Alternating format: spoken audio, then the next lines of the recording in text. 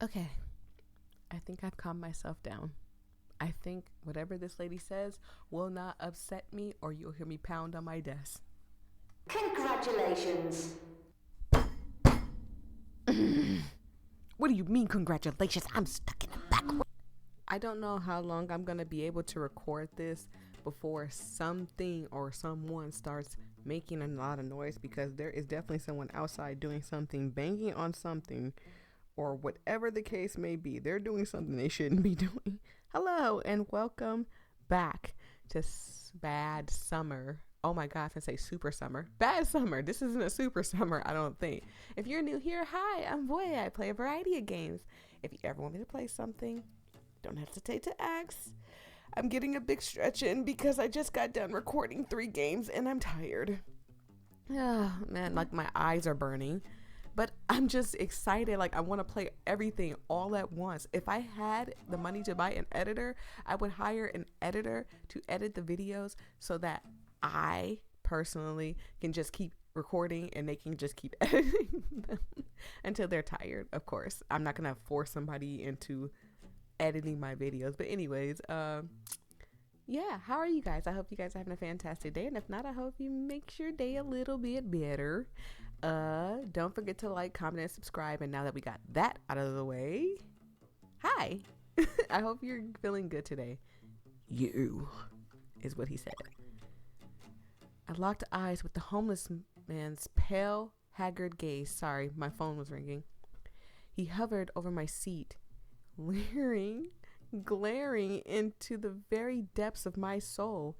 He is kind of like staring at us, like so scared. Oh, he's got a freaking fly on his finger. Oh man, he's making me uncomfortable. I went stiff.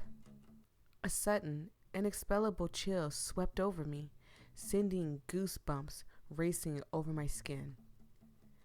I gripped my guitar tight and huddled closer to Jake, my trembling body seeking out any shred of protection I could find. Jake's head popped up from my arm, his eyes zeroed into the homeless man's within our personal space. Jake, don't stare too much. You're making a mistake, little girl. He's not what you think. Don't trust him. Don't trust him. He's gonna get you, little bunny. Are you talking about Jake? Is Jake gonna get me? Hold on, I need some water because you need some too, sir. Here. I drunk some for the both of us because, my God. Is he talking about Jake? Is he maybe talking about someone else? Hopefully he's not talking about Jake, because I do like Jake. He's adorable. He's gonna rip you limb to limb, pieces to pieces. Oh. You need some more water. Here, you just have my whole bottle. There you go. He grinned maniacally, spittle flying around his wrinkled mouth. His eyes were wide and crazed. He moved a hand to the inner pocket of his coat. I gasped at the glint of something silver in his pocket. Was that a knife? Okay. Mash sequence? Oh, hey! Oh my God! Oh my God! Wait, my button is messed up. Okay, hold on. I don't mind a mash sequence, okay? Don't mind a mash sequence. But my keyboard, I dropped my keyboard like months before I got my new computer.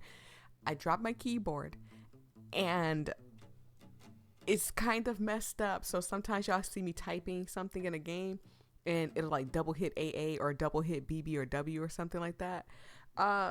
Yeah, that's what happens. Or sometimes it doesn't hit the button at all. So I kind of resort to like anything that has a mash sequence in it. I try to use my controller. I don't know if there's a controller input thing in here. That would be cool though, but I don't think there's any like walking or anything. But anyways, my laptop is messed up. So you hit me with a freaking tapping sequence. Could at least be space bar. I don't think my space bar is messed up too badly, but everything else on my keyboard is just totaled out. Like, it had been space bar or something like that, or the enter button or shift, like something like that. Anyways, let's keep going. Jake's arm came around my back, his touch sheltering, protective, and I was more than thankful for it. He shot the crazed bum a warning glare, but Bum didn't stand down. His penetrating stare darted at Jake, his knife raised high, posed to strike. Oh, okay, my hand's on the keyboard. You like knives, huh? With a chilling calm, Jake reached into his own pocket, revealing a knife of his own. You're not the only one packing. I got one of those too. Okay, Jake. Jake for the protect your new girl. Because guess what? I already, look, these are my rings. I keep on my, boom, slipped on the finger. Oh my God, I got it stuck on my finger. We're going to keep going. I should say, slipped it on the finger and it got stuck. That's fate right there. That's what that sound like to me. That sound like fate. So Jake, go ahead, protect your woman. The tension in the air shift, heavy, charged. Blood rushed to my ears as the two faced off, each gripping their blade. My ribs grew tight, restricting my own breath. This couldn't be happening. Was there really about to be a knife fight? Right here, right now, in the center of a moving bus? I'm gonna turn your guts into Swiss cheese. Wow. Oh my God. Oh my goodness. First blood. Knockout. Okay. Hello? Okay. I guess Jake won. He stumbled back, clutching his bleeding wound. His eyes wide with shock, he bolted for the nearest exit, forcing himself through the double doors. He leaped off the moving bus and disappeared into the woods. And the bus driver don't say nothing? Hey, sit down, kids. Hey, stop. Something. You're just going to let that happen. Okay. And by the way, I checked the not, and I'm going to show y'all too, so y'all know. If I check the options, as y'all can see, the not safe for work says no. The winky is just there, okay? I just got to blur it out. But it's funny. It's funny. I thought that maybe that meant like, oh, I got to turn that off. I just think the not safe for work is more for the intimate parts of the game, the schmexual stuff. And that's okay. Again, like they said, even with it off or on, you're not going to miss nothing. But it's definitely still there. Unless because I saved my game in the not safe for work stuff. That's why. But it doesn't matter. Anyways. I stared blankly at the crimson droplets staining the center aisle. No one seemed to notice the conflict that just transpired. Or perhaps they didn't care. I wasn't sure which was worse. It all happened so fast, abrupt and surreal. Like a fleeting nightmare. Jake turned to face me. His knife was gone, tucked away just as rapidly as he pulled it out. Are you okay? His voice drew me out of my stupor, partially. You just stabbed that man. That's how I feel. I don't understand why everybody's on the bus like not like freaking out like, Jake, what the heck? Why did you have a knife? I did. Jake's words were blunt, straight to the point, remorseless, completely unfazed, like getting into a knife fight with strangers was an ordinary occurrence. Another Tuesday. And you don't feel bad about that? At all? Not even a little bit? Why would I? I was protecting you. Now I can't be bad. Because look, I'm not a violent person. Let's be straightforward. We know. Voya's not a violent person. I'll call the police on you before I fight you or put my hands on you or something like that. But if you ever force my hand, like if you put your hands on me, I will hit you. I will protect myself. Let me rephrase that. Because I won't just hit you. I will protect myself and my loved ones if I have to. But I'm not just going to go around being violent to people. So if you force my hand, these hands will get forced. You're not going to like the force behind them. But the thing is that for me, it's like I can't be mad at Jake. He protected me. He did what a decent human being would have done. If you saw somebody pull a knife on somebody, you'd probably either call the police, pull out your weapon, be like, yo, don't leave her alone. Don't talk to her like that, even if we're not dating. And plus, he seems like he's found me interesting, whether it be friend-like or relationship-like. He finds me interesting anyway. So in some way, he does like me enough to protect me. So I'm just saying, he did protect me. You could have hit an artery. What if he's bleeding out as we speak? Okay. I was aiming for his heart. If you ask me, the guy got off lucky. Oh, ruthless. No remorse, like they said. Okay. His expression softened into an irresistible, mischievous grin. His smile was disarmingly magnetic. My anger abated somewhat under the warm glow of his smile. He returned to his seat beside me. His protective presence sent a shock of awareness up my spine. The warmth of his toned muscles worked wonders to soothe my worries of the earlier confrontation. However, I was still a bundle of nerves, silently praying he wouldn't see how badly my hands were shaking. Oh, Jenny's not a violent person either. And I would never want somebody to feel bad for protecting me. So I'm not going to be like, you just almost killed a man. You just protected me. Thank you for protecting me. I do feel bad that the person got hurt. But he pulled a knife on me and I wasn't even doing anything. It's not like I bothered him. He bothered me. He stopped at me and tried to hurt me. Jake was offering comfort. And while I appreciate that, it was still overwhelming to be so close to a boy. A boy I hardly knew. A boy I couldn't even begin to understand. Don't think about him. A person with an aura like that, not worth the energy. Aura? Yeah. You didn't see it? Cadmium red.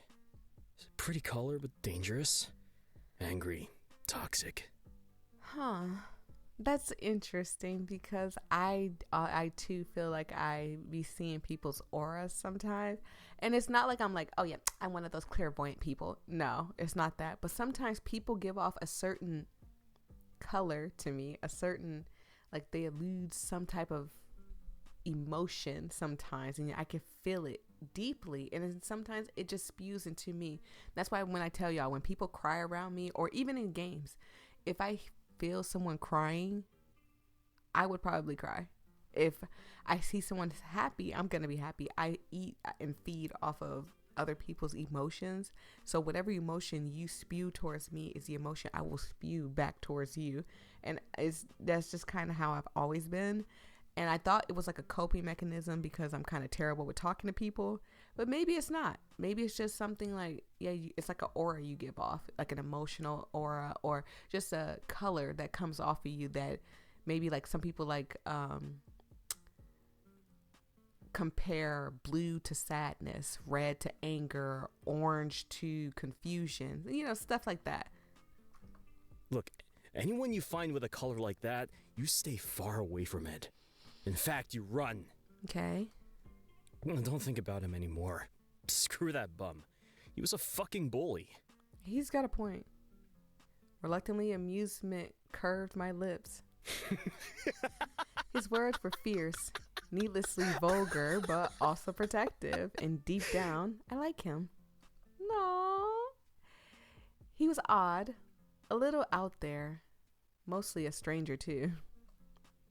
But the prospect of spending the next 2 weeks working alongside him was indescribably thrilling. Well, at least she found her buddy. And now I want to spend time with everybody. It was probably best if we kept things professional, but I had a feeling that would be far from easy dealing with a boy like Jake. Not that I was complaining. Here we go on the bus. I can barely hear Jenny. I hope it's loud enough for y'all. There's no sound right here, so don't feel bad. Again, this is still a demo, but to help these people out, go to their page, okay? As you can see, they're giving y'all names. Lead writer, Stephanie J. Like, writer, I think it said. I was looking at away for a second. But anyways, lead artist. The way y'all give these people the love and support is it is something playing. For some reason, it's not as loud. Let me see if I can go to the options. The music's not that low. Yeah, it's there. I don't know why it sounds low for me.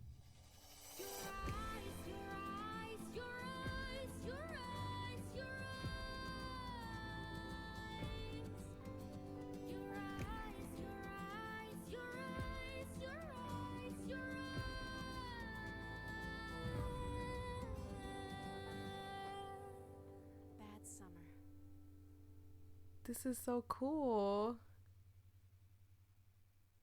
Coming soon. I think this is the end of the demo. I think. Oliver, your shift was over hours ago. Go home. Rest. There is always tomorrow. Ugh, the tiny man standing on my desk again. Rest? Someone is behind these brutal murders, and I'll uncover the truth. Okay. Even if it kills me, he said. Sorry, I pressed the button. Day 2, Oliver's office. 6:25 a.m. The stale air of my office hung heavy, thick with the scent of old paper and the ghost of 1,000 unanswered questions. We're back as Oliver now. Let me adjust my microphone, because I feel like when I'm reading as Oliver, I need to sit forward on my desk like I'm frustrated, like I'm trying to figure things out, like my desk is covered in, like he said, papers, old unanswered cases, and I'm trying to figure it out. I like to get in the mood, okay? Don't judge me. Files overflow from every surface.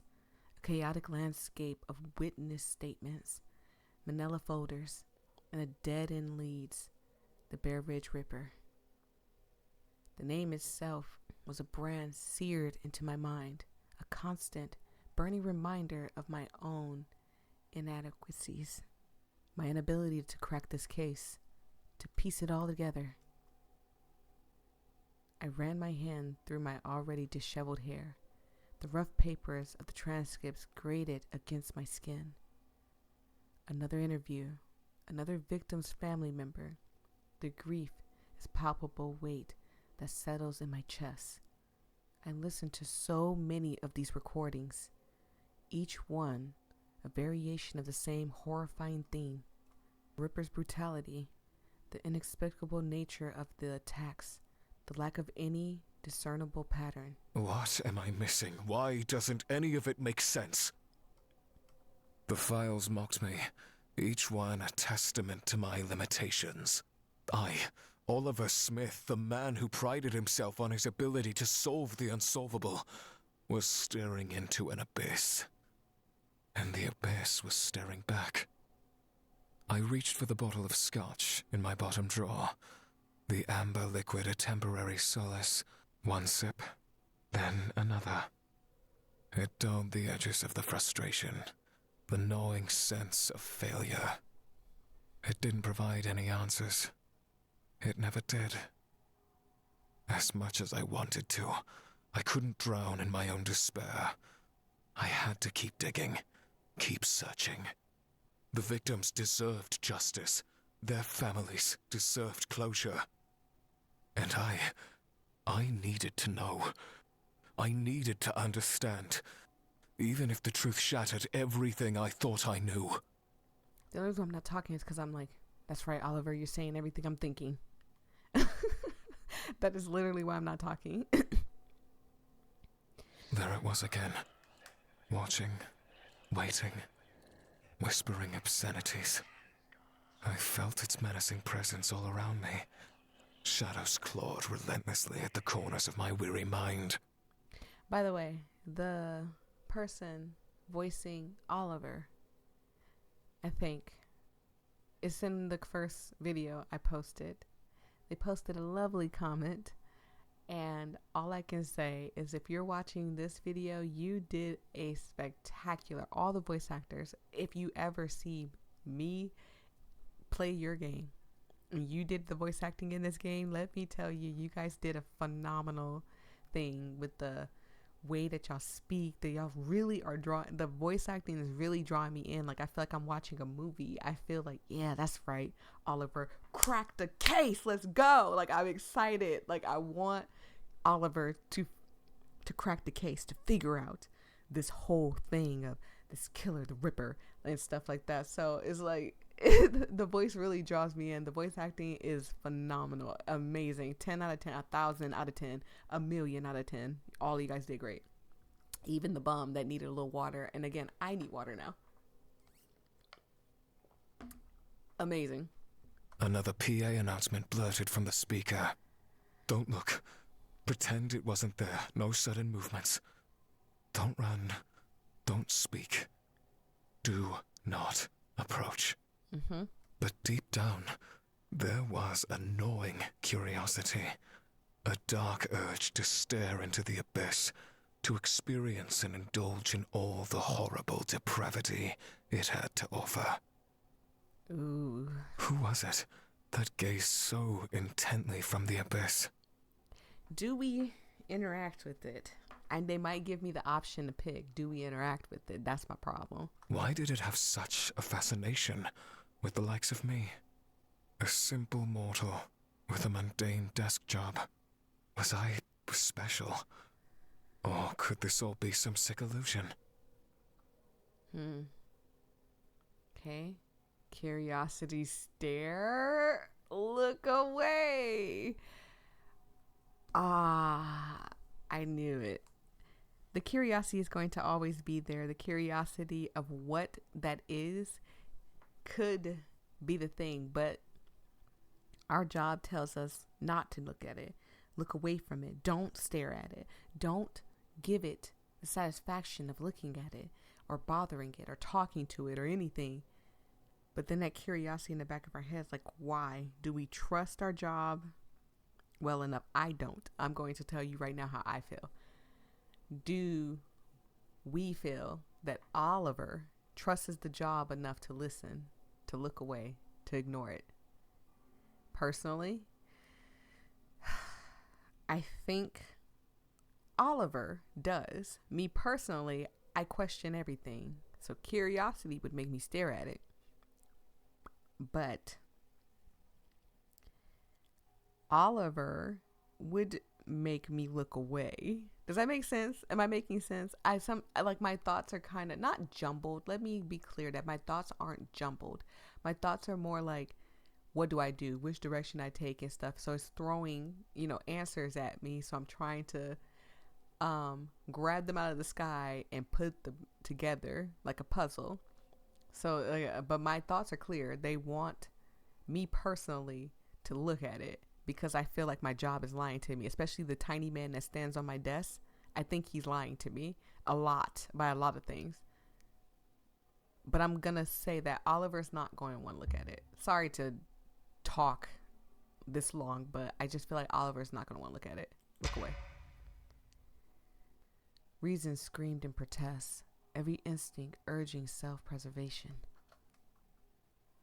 At a vain attempt of normalcy, I turned my attention to the files scattered across my desk. The heat of the creature's stare pierced my soul. How much longer could I keep up this foolish game of pretend? It was there, demanding attention, demanding to be seen. Giving into the urge, I locked eyes with the shadowy intruder by the door. The moment our gaze met, it was as if a switch had been flipped. The office was tossed into a void, the files and photos fading into meaningless blurs. I was no longer in control. I was pulled, dragged into the creature's penetrating crimson gaze, held captive by an unseen force. A strange energy coursed through my veins, a sensation both terrifying and intoxicating. My heart pounded in my chest. a frantic drum beat against the silence of my mind. I couldn't look away. I couldn't. Then a burning sensation erupts behind my eyes, a searing, agonizing pain that intensified with every passing second. I tried to scream, but no sound escaped my lips. Okay. I don't want to get Oliver schmilled. I know this is a demo, but I can't. He locked eyes. He's feeling pain, disgust. Ugh. Would it be worth giving in though? Let's try. We might die. I'm for sure. I know that Oliver probably resisted, but this time I'm going to use voyia sense and give in, because I mean, if I die, I die. The creature's psychic gripped on me was much too strong. It had burrowed itself deep into my mind that I thought for a fleeting moment about letting go. Would it be such a bad thing to let it win? To finally be free of it all? Shadowy tendrils reach out to me, gnawing and grotesquely shape. Ugh. I don't know why my brain like shivered at that. Like my body shivered at that. I expected pain to follow soon after, to be snatched away and disappear like the others. Instead, the cold touch of gentle fingers brushed my cheek. Bitterly cold, but harmless. The bewitching grasp on me faded. My control returned to me. I didn't know how or why. I didn't stick around to ask. Freed from the terrifying trance, I pushed myself to my feet and vaulted over the desk, fleeing for dear life. The obscene whispers grew louder, shadows swirling at my heels. It was chasing me. I didn't look back. Don't make me tap buttons. I barreled through the staircase exit at the end of the hall and arrived somewhere else. Somewhere unfamiliar. Okay. What a nice little hallway this is. Oh, see, I said it was nice looking because of the cat picture, the apple picture of the lady and stuff. Then I looked down the hall and I was like, oh, okay. Fluorescent lights flicker overhead, casting long, unsettling shadows across the endless expanse of concrete floor. The air was thick with a musty, almost nauseating odor, a strange mix of dust and something vaguely metallic, like blood. That's usually what people. I'm gonna throw up. There were no windows, only the monotonous hum of the light and the occasional unsettling creak from the walls. It was a labyrinth of identical hallways and doors. Okay. Like kind of like the back rooms, like everything's kind of identical, but it's really not. A maze. A place between places that felt very wrong. Impossible. I tried to turn back, but the door wouldn't budge. Great. I was trapped in here. Attention all personnel. This is an emergency announcement. Uh-oh. This is not a test. I repeat, this is not a test. If you hear this announcement, that means you found yourself in the back rooms. Oh my. What? Are you serious? I need water. I need medicine. I need water. Give me just 2 seconds, okay? Because it is my lady time, okay? And I'm cramping and my head hurts and stuff is swollen and my nipples are tender and I didn't want to be caught in the back rooms today, okay? Everything hurts and everything is throbbing right now and I'm gonna cry. Why the back rooms? Oh my God. I need medicine. I'll be back. Okay.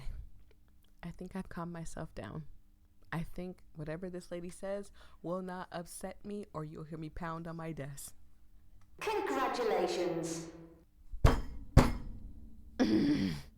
What do you mean, congratulations? I'm stuck in the back rooms. You're on a freaking announcement service thing. I'm stuck in the back rooms. This is a rare achievement. Your reward, death. Soon you will be freed from the burden of life, annoying responsibilities, and everyday expectations. Good for you. Yeah. Bloody hell. Day 1, hiking trail.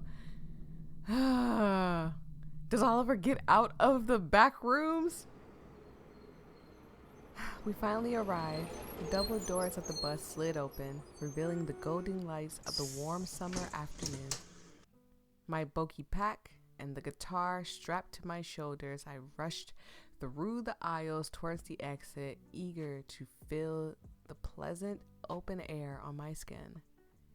I didn't realize how much I missed the outside world until my feet landed on the dewy grass. The earthy scent of the woods carried in the breeze, the surrounding trees tall enough to brush the sky. Birds called and the squirrels chattered. Bah. Bright berry bushes and thick brambles lined the lonely road. Oh, that's so sweet. A nice one-way road, lonely as ever, probably covered in secrets and untold haunted stories. I smiled. The ticking tap of a woodpecker above captured my attention. It was pretty here and not nearly as foreboding with the co-workers nearby. I liked it here. Oh, that's so sweet. Maybe Camp Bear Ridge wasn't as bad as I originally thought. It just took some getting used to. I stood at the edge of the rock-strewn road, admiring the scenery and sunny tranquility of the forest. I do apologize, there's a helicopter going by. I don't know where, and I don't care. I barely registered my co-workers, completely absorbed in the sight and sounds around me. The forest was alive, vibrant, and teeming with the kind of energy I'd never experienced in the city. It was a far cry from a concrete jungle I was used to. With the constant noise and suffocating crowds, here I could finally breathe. Jake appeared beside me, fiddling with his marker. He tossed it into the air and caught it with deft fingers, a small, almost restless flick of the wrist. His crystal blue eyes held a dullness, a lack of interest. Lame. Well, this is boring. My gaze lingered on him for a moment, longer than I should. A blush crept up my cheek, up my neck, not my cheek. I quickly looked away, focusing on the path ahead, and tucked a stray strand of hair behind my ear. It was a nervous habit I developed on the bus, my skin tingling with goosebumps whenever he was near. My heart did a little dance at the thought of spending more time with him. Hopefully we can make our way to the camp soon. I'm excited to see it in person.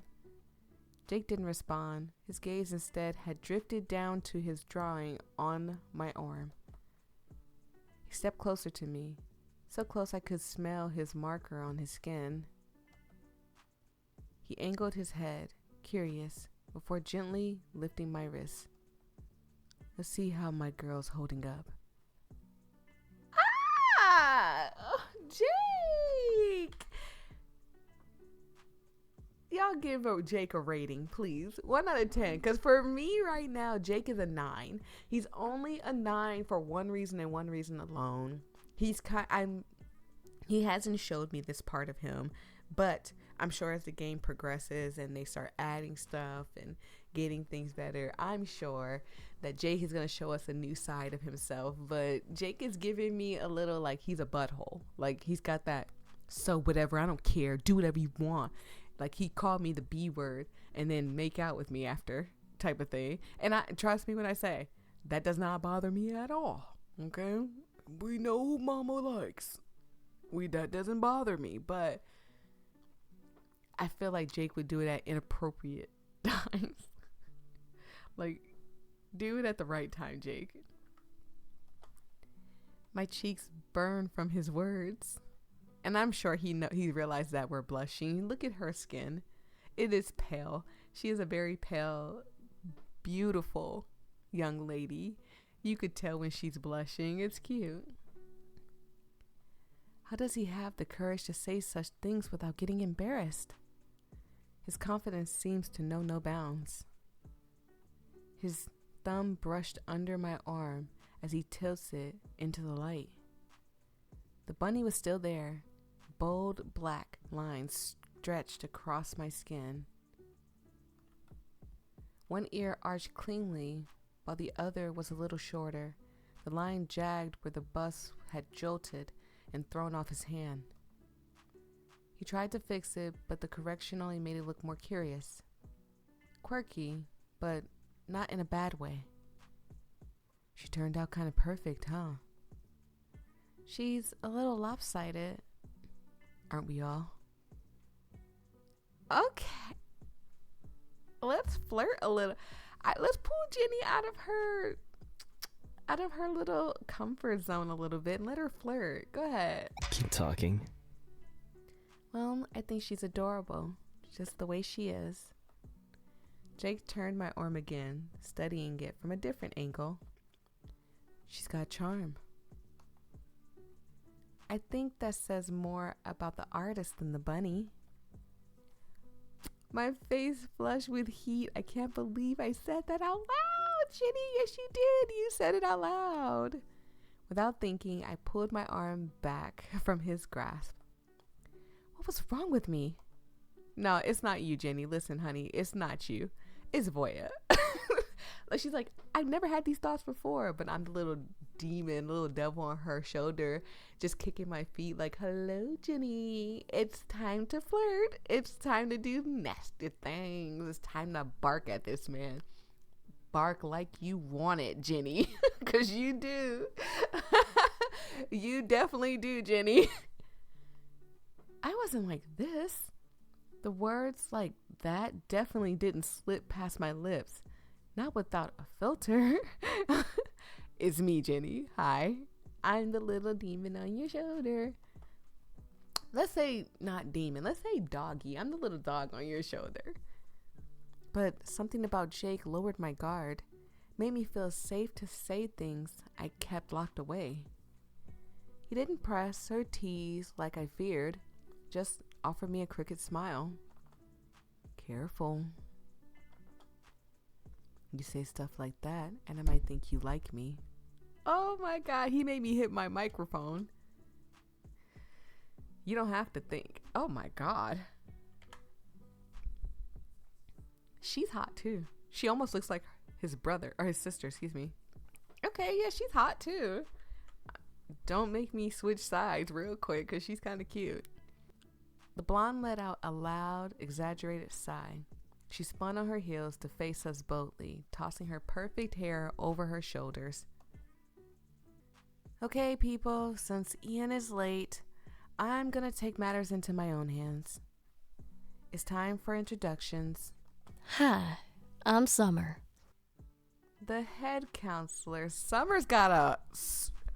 Wait a minute. Hold on. Summer's got a little twang to herself. She got a little southern twang there. I chose wrong. Jake, I would have went for Summer if I knew she had that summer twang. Y'all know me and country accents. I adore them. Oh my God. I should have chose Summer. I'm mad. I am so mad. In other words, you're boss. An awkward silence filled the air. A mocking snort followed soon after, probably one of the boys behind me. Summer ignored it. After a long moment of uncomfortable quiet, I spoke up to introduce myself. I'm Jenny. Hi, Jenny. I'm Candace, but everyone calls me Candy. Candy, indeed. She's cute. I'm Jake. Okay. Before the last guy got a chance to speak, Candy stepped forward, her voice booming. He's Antonio. Okay, so are you and Antonio like related or something? Or that's your friend? Y'all look more like friends than related in any way, but he's cute too. Oh my god. No matter who I chose, as far as looks, it wouldn't have mattered. I would have got the good end, the long stick or whatever. However the saying goes, I would have got the good stick. Should have chose Antonio. He's kind of cuter. I'm sorry, but he is a little bit more cute. I don't know. He's got like a mysterious thing about him. I'm Andre. Not Antonio. Okay. Look, rebrand yourself. We don't know each other. Candy visibly deflated, shrinking back into her original spot. Awkward. Summer cleared her throat, glancing at her phone. I have no service and I can't get in contact with Ian. He's never late like this. This is weird. I called him earlier and he answered, but it didn't seem like he wanted to be bothered. He hung up on me. He was really rude about it too. Summer pressed her lips into a fine line, her arms crossed over her chest. Well, that doesn't sound like Ian at all. He's nice to everybody. Don't got a single rude bone in his body. I'd want to give her a country twang, but sometimes my country twang come off like this, and then it sounds like I'm mocking people with this type of tone, and I'm not. I promise I'm not mocking you. I just don't know how to do it very well because I'm from California, San Diego to be specific. So I don't do it. But if I had a country twang, I would love for it to sound just like this. It sounds so adorable. Isn't Mr. Matthews too old for you? Summer's brows shot up. Excuse me? You talk about him like you're, you know. A wary smile pulled at the corner of Jake's lips, his gaze sparkling with amusement. Oh, Jake. Summer scoffed, a vein tick in her forehead. Oh, she's gonna punch you. You don't mess with country girls. They'll beat the shite out of you. They beat you to you leak. Like, you do not mess with country women. Like I'm what? Use your words. Oh, you know. Does she? Nope, she doesn't. And nor does she care. So why don't you do us all a favor and shut the hell up? Acting like he didn't hear a thing, Jake continued on. No, she definitely knows. But don't worry, princess. Your secret's safe with me. Scout's honor. Jake winked, and with a lopsided grin, he performed a mock salute. Summer rolled her eyes and took a slow, deliberate breath. Candy leaned in silently, her tone dropping to a whisper. I'm getting a strong reading that there's a smackdown in the future. Whatever. That country accent, I love it. For one, I highly doubt that you were a Boy Scout. And two, call me princess again, and I'll kick your teeth in. What did I say? You don't mess with country girls. You don't mess with country girls. They'll punch you. I heard this saying, like, this here is a country woman, and country women fight back. Like, I heard that saying, and I was like, whatever, shut up. But no, there are some rough, like, scary country women. Are we clear, princess? Never been called princess before. I think I like it. You would. I can see Jake and Summer ending up together. They would be so cute. Now, answer the question. Are we clear? Crystal. He laughed and gave a mocking bow, twirling his marker as he did so. Oh, don't mind me. No one ever does. I never know what I'm talking about anyway. His grin was easy, filled with boyish charm, but the glint in his eyes hinted at something deeper, darker. He almost felt sad. His words, don't mind me, no one ever does. Candy grinned, entertained by the strange conversation. Wow, this is getting juicy. Is it? Andre scratched at his jaw, his brow furrowed. He looked hopelessly confused. Another awkward silence swept over the group. Summer cleared her throat and waved a dismissive hand in Jake's direction. Anyways, as head counselor and second in command, I say that we keep our butts right here and wait for Ian to show up. Why? Can't we just hike to camp from here? Don't think so. It's too long of a walk, especially in this heat. What if you were to pass out from heat stroke? I'm not taking responsibility for that. Nah. I'm not staying here. Okay. He's kind of like, oh. And I know they say he's combative, so I'm assuming that that's what they're talking about, the combative side of him. Like, I'm going to do whatever I want. Say whatever you want, but I'm going to do whatever I want. Sorry, I'm looking for something. Okay, I'm back. What? Oh. No, you don't, mister. Andre turned, taking off for the hiking trail without looking back. Okay. His confident stride swayed most of the group in an instant. Okay. Hey, wait up. I'm coming too. Candy and Jake rushed off after him. I passed Summer a sheepish smile and followed behind them. Of course, I'm gonna follow my man. It was always best to stick with the group, right? Darn it. Fine. Wait for me. You don't know where you're going. Summer kept the pace with us, refusing to be left behind. Somebody has to keep watch after all. Okay. I'm going to stop it right here. Thank you guys so much. I truly appreciate it. We're going to find out what happens. I would have made this longer, but as I said, it is that time of month for me. I do not feel good at all, but I want to play this game so bad. So I mustered up all the strength that I have, and I'm running out of it. I can hear it in my voice. I can feel it in my spirit. So thank you guys so much. I truly appreciate it. Go check this game out on Steam. I promise you. I want to, and tell me some of the stuff that y'all picked, if you did pick some stuff, and leave all your comments down below for here if you don't want to comment on Steam. I know some people said they don't like commenting on Steam because some of them, sometimes Steam deletes their comments because they think they're saying bad things or something. That's probably just the automated thing. But anyways, it was only like 1 or 2 people that said that. I don't think it happens very often to people. But anyways, tell the creators down below. Some of the people have been checking out the video and I appreciate it. But yeah, this was good. This was fun. I need to go lay down. As I speak, I am running out of energy and I'm hurting really bad. So peace and love. Stay safe out there, everybody. I love each and every one of you guys. Bye-bye.